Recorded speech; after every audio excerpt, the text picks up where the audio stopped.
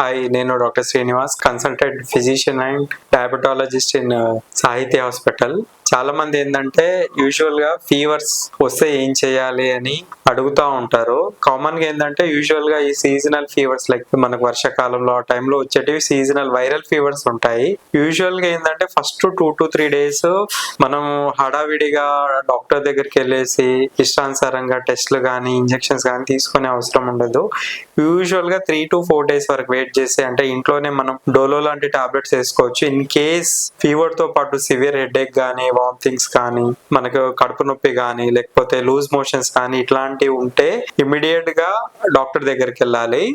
In case ఇవి major గా ఏం లేవు, ఓన్లీ 3 days ఫీవర్ ఉంది అంటే యూజువల్ గా యాంటీబయాటిక్స్ కూడా యూజువల్లీ 3 to 4 days ఫీవర్ కి అవసరం లేదు. అండ్ ఇంట్లోనే ఫీవర్ కంటే జస్ట్ డోలో 650 కానీ 500 కానీ తీసుకుంటూ అంటే 2 to 3 times తీసుకుంటూ కొంచెం ఎక్కువ వాటర్ తీసుకొని రెస్ట్ తీసుకుంటే సరిపోతుంది. ప్రతి దానికి డాక్టర్ దగ్గరికి వెళ్ళి టెస్ట్ చేసే అవసరం ఉండదు. యూజువల్ గా 2 to 3 days వరకు వెయిట్ చేయొచ్చు.